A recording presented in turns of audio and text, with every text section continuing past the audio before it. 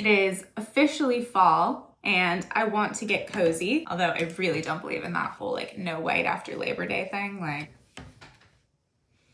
please.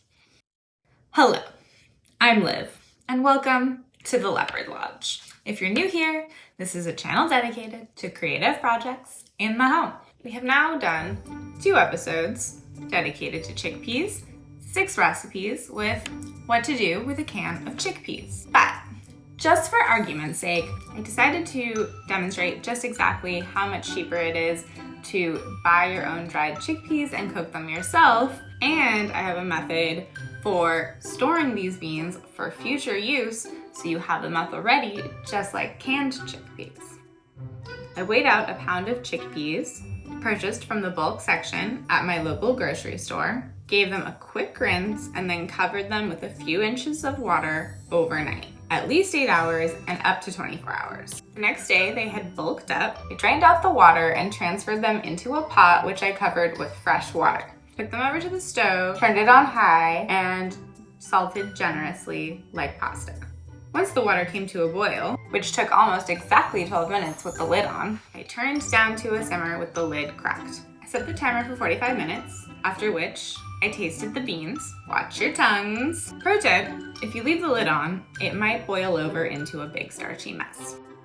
And decided it needed 10 more minutes to al dente. It's good to check in periodically so you don't overcook. Then I strained and let cool. You can speed this up by laying the beans out on a sheet tray, but don't actually put the parchment paper down under the hot beans. I was getting ahead of myself here.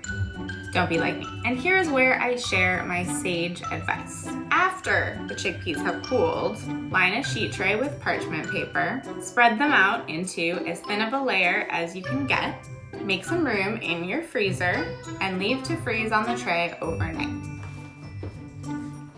Okay, so it's the next day. Take them out and transfer them into a Ziploc bag. Plastic bag, reuse. I've broken them all up. And you have ready to cook chickpeas waiting for you. 1 pound of dried chickpeas makes a little more than 2 pounds cooked chickpeas, and it can sit in the freezer for months. So let's get into some numbers. Just kidding, I don't actually have the data written out here. This is my recipe book. My pound of chickpeas cost me $1.19. After cooking them, they became 2 pounds and 3 ounces, about a kilo. A can of chickpeas at my local grocery store ranges from between $1.39 all the way up to, I think, around $2.69. To be fair, I have seen them for, I think, about 90 cents at Trader Joe's. So maybe you should just shop at Trader Joe's because it's cheaper if you can. Then again, I live in one of the most expensive areas in America, so let me know in the comments below how much chickpeas cost where you live. A can says it contains 15 ounces, but when you strain out the aquafaba, which is a very useful thing as you will see, you actually only wind up getting about 8.5 ounces of chickpeas. So you would need to purchase about 4 cans to get the same amount as you would get from a pound of dried. Does it all work out to only a few dollars of savings? Sure. But does this stuff add up? Yes. Is it worth the inconvenience? You decide. I do both. Well, if you enjoyed that very scientific and mathematical study, please give this video a thumbs up and feel free to grab me a coffee in the link below. Now let's cook something with these frozen chickpeas because winter is coming. So it is officially fall, even though it's still 75 degrees in Oakland, pushing 80 today, I do believe, and I am very much overdressed, but I am ready for soup. Gotta focus on shifting the soup mode. And what better way than with one of my favorite soups, pumpkin and chickpea with kale. Procure a squash or a pumpkin. This is a kabocha squash, which is sometimes also known as a Japanese pumpkin. Cut your pumpkin squash in half and scoop out the seeds. So is it a squash or a pumpkin? Which you can save to roast later if you would like. Is a pumpkin a squash but a squash, not a pumpkin? Let me know in the comments below if you know. Preheat your oven to about 400 degrees. Cut into quarters and put on a parchment-lined baking sheet. Drizzle with olive oil, salt, pepper, and any other additional spices you would like. Here I am using Aleppo chili. Roast for about an hour until slightly golden and very soft. In the meantime, chop your mirepoix. I form the base of all of my soups and stews with mirepoix. Classically, this consists of finely diced onion, carrot, and celery. I typically do about a 2-to-1 ratio of onion to other vegetables, but that's a personal choice. I sometimes also like to add leek and fennel. Watch more on mirepoix here. Heat up a pot on a stove for a few minutes. Add olive oil. Drop in your mirepoix and turn down the heat. Stir frequently to keep from browning. Thinly slice some garlic.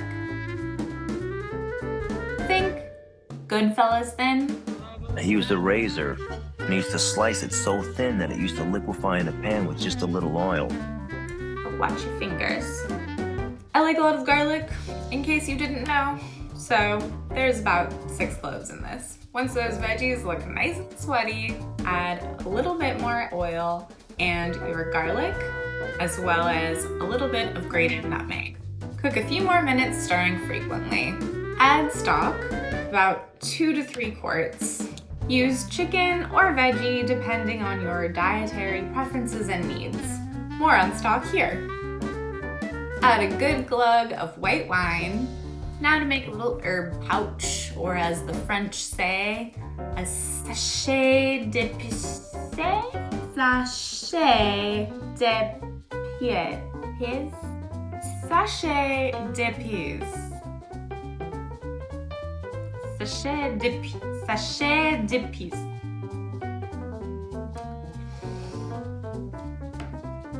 Herb satchel. Bay leaf, rosemary, parsley, thyme. Form a little bundle and wrap some kitchen twine around. Leave a little tail on the end to tie to your pot. Submerge and secure. This will imbue all of the lovely flavors and aromas into the stock without changing the texture of the soup. Add cheese rind, Parmesan, Grana, Pecorino, all will add a lovely additional flavor to your soup. Bring everything up to a simmer. Time to put in our chickpeas.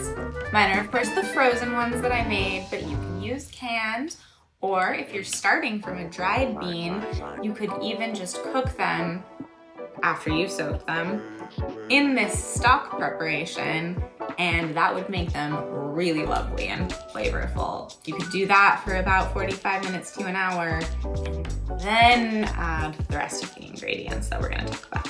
Once your squash has cooled, scoop it out into chunks and drop into the soup. You don't have to worry too much about what size they are because they're all gonna break down a little bit.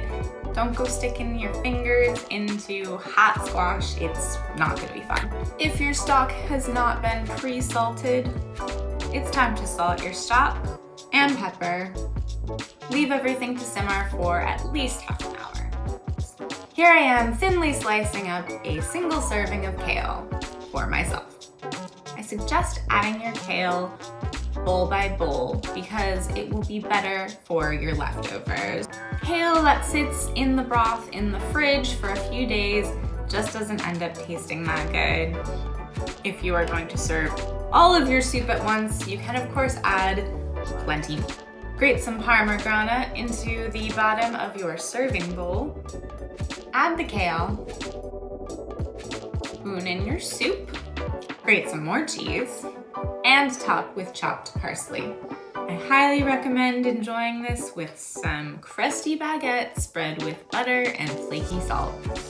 And this concludes our 3rd episode, chickpeas, and I will never be eating chickpeas again. But we all know that's not true. Thank you for watching, and I'll catch you next time here at the Leopard Lodge. Bye-bye. Am I a bye-bye person? I don't think I'm a bye-bye person. Oh my god, I have so many text messages. Tara, I know it's your birthday, but I'm filming right now and I'll be there soon. Okay? I'm sorry. I love you.